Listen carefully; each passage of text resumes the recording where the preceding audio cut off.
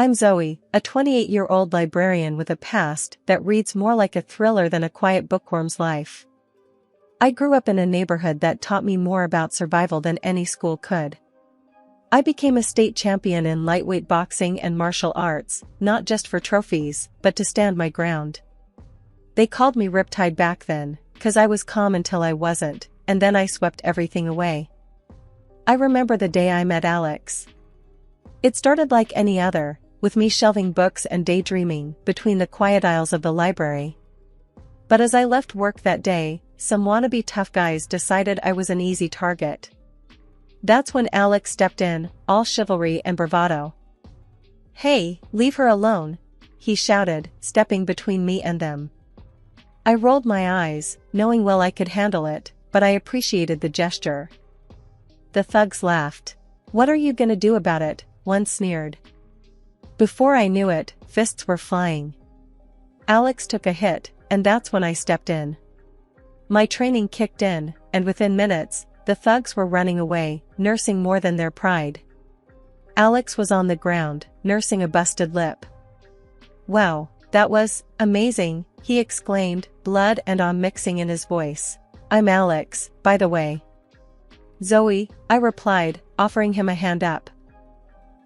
From that day, we were inseparable. His parents welcomed me with open arms, his mother always saying, "You're the daughter I never had." His father would chuckle, "Well, she's certainly the protector we never knew we needed." But not everyone was a fan. Mark, Alex's younger brother, was different. The first time I met him, he sneered at my job. "A librarian, huh?" he scoffed. "What do you do, read all day?" I shrugged. "And keep the world of knowledge safe for the likes of you." He laughed, a harsh sound. "I prefer my women with a bit more edge." I raised an eyebrow. "Trust me, I've got more edge than you can handle." We left it at that, an uneasy truce between us. But I could tell, this was just the beginning of our story, one that would challenge me in ways I never expected. I went home that night, the house quiet except for the sound of Alex cooking in the kitchen. The smell of spaghetti wafted through the air, a simple pleasure after a long day. "You wouldn't believe the day I had," I started, but he turned, a smile wiping away any fatigue. "Let me guess, another round with the encyclopedia set?" "Something like that," I laughed. We settled into our routine, a peaceful life punctuated by the echoes of my past. I didn't know then how much my old life would come crashing back into my new one, but for now, I was content. I had found a new beginning, a chance at a life I never thought I'd have. First Alex's father passed away, then his mother fell asleep and did not wake up. After the dust had settled with Alex's parents passing, we found ourselves navigating a new normal. They had left us a small, cozy house in a decent part of town, while Mark ended up with an apartment across the city. It seemed like things might calm down, but that was wishful thinking. I remember the day Mark showed up unannounced with his new wife, Lisa. She was a whirlwind of attitude and ink, her tattoos trailing down her arms like battle scars. I was in the middle of sorting through some old boxes when they barged in. "Hey, look what the cat dragged in," Mark announced with a smirk. Lisa stood behind him, chewing gum loudly, her eyes scanning the house like she owned the place. "Nice digs you got here," Lisa said, her voice dripping with a mix of admiration and disdain. I stood up, wiping my hands on my jeans. "Thanks, we like it. And you are?" She laughed, a harsh, barking sound. "I'm Lisa, Mark's better half. And by better, I mean way better." I couldn't help but chuckle. "Well, Lisa, welcome to our home. Just try not to break anything, including Mark." Mark rolled his eyes. "Always the joker, huh, Zoe? But seriously, this place is way too nice for a couple of bookworms. You should see the dump we're in." Lisa chimed in. "Yeah, we were thinking, maybe we could swap, you know? You take the apartment, and we take this little paradise." Alex, who had been quiet until then, laughed. "I think we'll keep what's ours, thanks." The conversation was tense, the air thick with unspoken challenges. Lisa strutted around the house, her every move calculated to intimidate. But I wasn't one to back down. "Listen, Lisa," I started, my voice steady. "This is our home, and you're welcome as family, but don't overstep. We all got to live our own lives." She snapped her gum and stared me down. "Oh, I'm just getting started, honey. I like a challenge, and this place," she gestured around, "is going to be mine." The audacity was almost laughable. Almost. I exchanged a look with Alex, who shook his head slightly, a silent message to let it go for now. They didn't stay long after that, but the tension lingered like a bad smell. After they left, Alex and I sat down in the living room, the silence between us heavy. "Can you believe them?" I finally said, breaking the quiet. Alex sighed, running a hand through his hair. "Mark's always been a handful, but Lisa, she's something else." "I can handle her," I said, more to myself than to him. "I've dealt with worse." But as the days turned into weeks, and the weeks into months, that encounter marked the beginning of a series of events that would test our patience and our resolve. Lisa's bold claim on our home wasn't just idle talk. It was a declaration of war, and we were right in the crosshairs. The trouble began in small, annoying ways at first. I'd wake up to find trash thrown over our fence or nasty words spray-painted on the side of the house. "Get out," they'd say, or "not welcome." It was juvenile, but it set me on edge. I had a feeling Lisa was behind it, a suspicion that was confirmed when things escalated. One morning, I found a dead bird lying on our doorstep, a twisted warning. I remember standing there, staring down at it, the anger boiling inside me. I scooped it up with a shovel, my mind racing with dark thoughts. I decided to let it slide for the moment, but then Lisa took it a step further. She came strutting into the library one afternoon, a smug look on her face. I was reshelving books, and she made a beeline straight for me. "Hey, book nerd," she called out, loud enough for everyone to hear. I turned, keeping my face neutral. "Can I help you?" She smirked, her eyes glinting with malice. "Just wanted to see where the famous Zoe spends her days. Quite the boring life you've got here, huh?" I shrugged, trying to keep it cool. "It's a living." "What do you want, Lisa?" She leaned in close, her breath reeking of cigarettes. "Just a friendly visit. But let me give you a little advice. Give up the house, and all this," she gestured around, "stops." Simple as that. Before I could reply, she started knocking books off the shelves, her laughter echoing in the quiet room. I grabbed her arm, stopping her. "Enough, Lisa.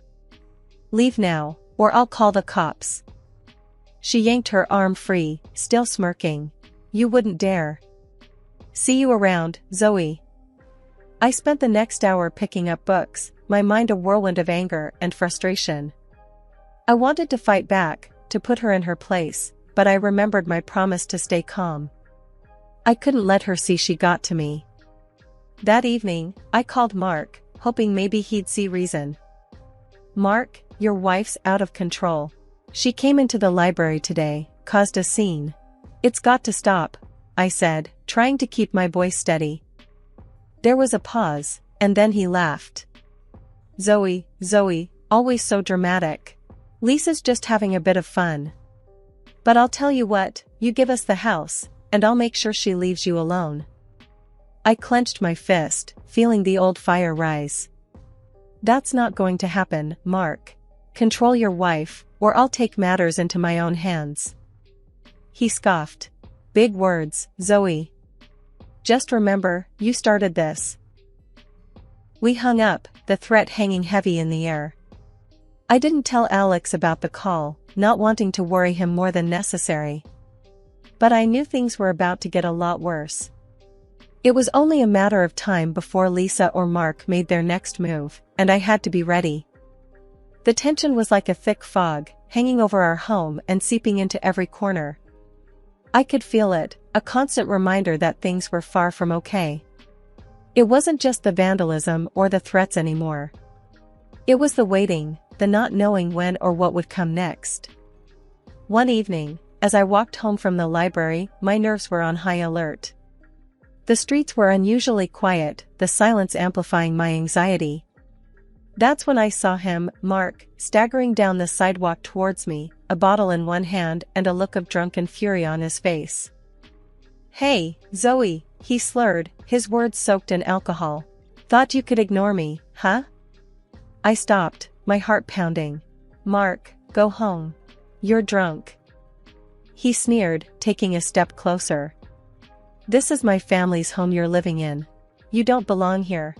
Before I could react, he swung at me, his fist cutting through the air. Instinct took over. I dodged his blow and grabbed his arm, twisting it behind him. He yelped in pain, his knees buckling. "Listen to me, Mark," I hissed, my voice low and steady. "I don't want to hurt you, but I will defend myself." He struggled, trying to break free, but I held firm. "You're nothing, Zoe. A nobody." With a quick movement, I pushed him to the ground, his body hitting the pavement with a thud. He lay there, whimpering, the fight gone out of him. "Stay away from us, Mark," I warned, my voice cold. "Next time, I won't be so gentle." I left him there, the night, swallowing his curses and threats. As I walked the rest of the way home, I couldn't shake the feeling of dread. It was one thing to deal with words and petty acts of vandalism, but this was different. Mark had crossed a line, and I knew it was only a matter of time before things escalated even further. Alex was waiting for me when I got home, his face etched with concern. "Where have you been? I've been worried sick." I sighed, the weight of the evening pressing down on me. Ran into Mark. It got a little heated. Alex's eyes widened. "What happened? Are you okay?" I nodded, trying to reassure him. "I'm fine.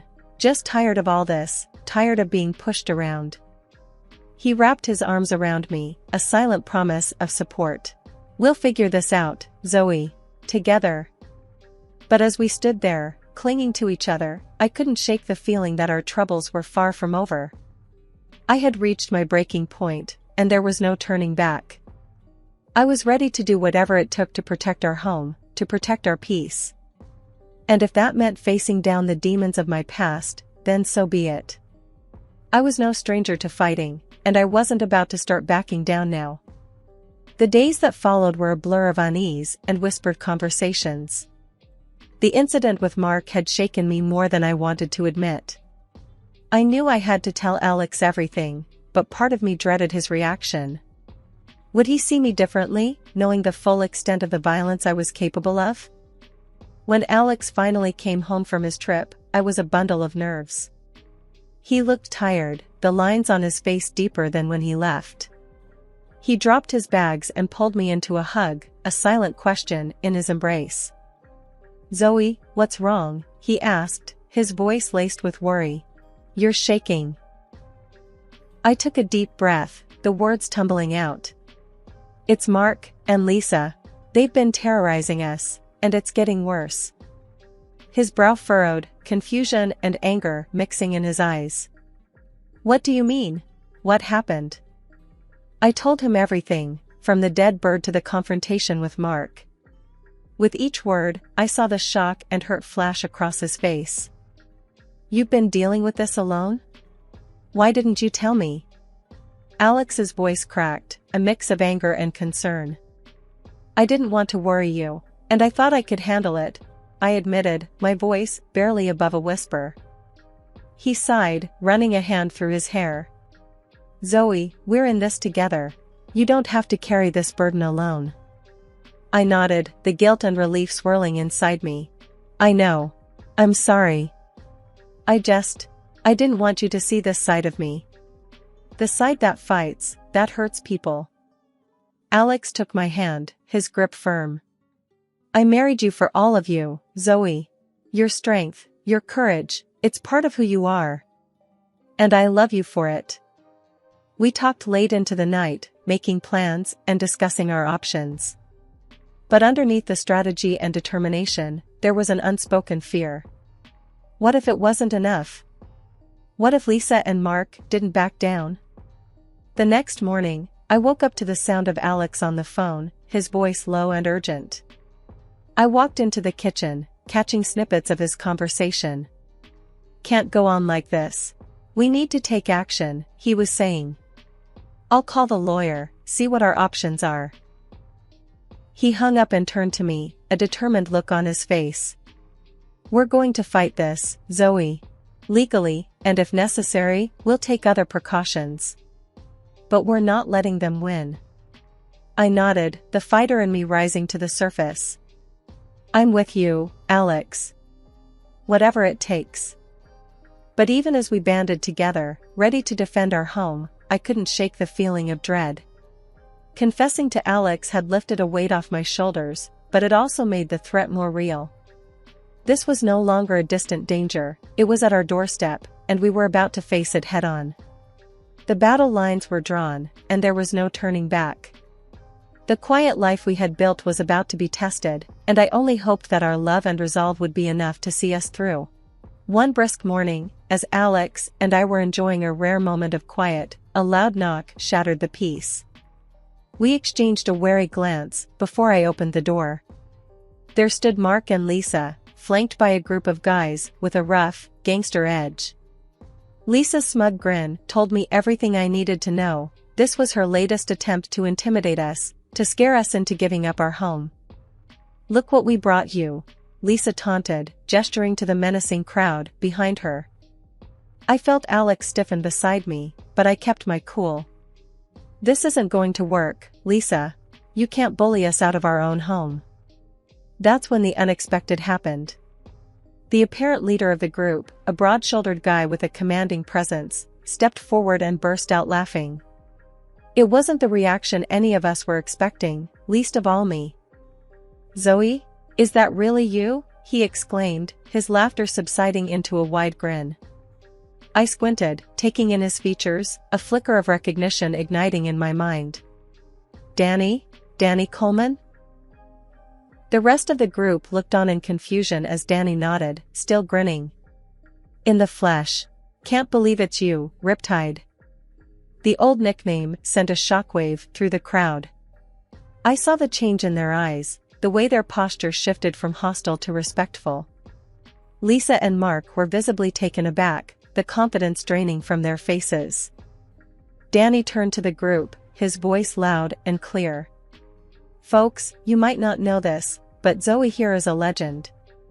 We grew up in the same neighborhood, saw her fights. Trust me when I say, she's not someone you want to mess with." The murmurs of acknowledgement and nods of respect were almost surreal. Here I was, facing a potentially dangerous situation, and suddenly I had an advocate in the most unexpected form, a former classmate turned gang leader. Danny addressed Lisa and Mark directly, his tone serious. "You two got it all wrong. Trying to bully Zoe out of her house? That's not going to fly, not with me here." Lisa's voice was barely a whisper, her bravado gone. "But, this is supposed to be our house. We deserve it." Danny shook his head, the finality in his motion clear. "You don't deserve anything by terrorizing people, especially not someone like Zoe." He turned back to me, his expression softening. "Look, I know we've had our differences in the past, but no one messes with you. Not on my watch." As they left, with Lisa and Mark trailing behind, a defeated duo, the neighborhood's silence returned. But it was a different kind of quiet now, one filled with newfound respect and an unexpected sense of security. I closed the door, leaning back against it, the adrenaline slowly ebbing away.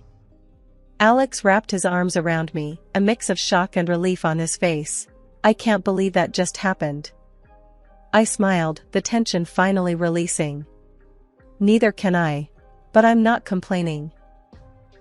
We had faced down a threat with the most unlikely of outcomes. As I looked out the window at the retreating figures, I realized that sometimes, the past doesn't just haunt you, it comes back to lend a helping hand. And with that thought, I knew we were going to be okay. We had stood our ground, and we had won. After the standoff with Danny and his crew, things took a swift turn. The air around our little home was charged with a sense of change, a palpable shift in the winds that had been threatening our peace for so long. The first sign of this change came unexpectedly, just a few days later. I was out in the garden, tending to the roses that had started to bloom again, when I saw Lisa, her usual brashness replaced with a hunched, defeated posture. She was alone, without Mark or any of her so-called friends. She barely glanced my way as she made her way to her car, piled with boxes and bags. It was clear, she was leaving. The news spread quickly. Danny, the unexpected ally from my past, had made good on his word. He kicked Lisa out of the gang, severing her last ties to the community she'd tried to dominate. Without the backing of her tough friends, Lisa no longer felt safe or powerful in the city. Her departure was quiet, almost unnoticed, a stark contrast to the loud, defiant character she had always portrayed. Mark was next. He came by a few days after Lisa's departure, his car filled with the last of his belongings. He stopped by our house, a hesitant figure at the end of our driveway. I went out to meet him, curious about what he had to say. "Zoe," he started, avoiding my eyes. "I'm leaving too. Sold the apartment. It's time for a fresh start, somewhere far from here." His voice was soft, lacking the harsh, mocking tone I'd grown used to. I could see the toll the recent events had taken on him, the realization of his mistakes finally dawning on him. "Mark," I said, my tone neutral, "I hope you find what you're looking for. And I hope you learn from all this."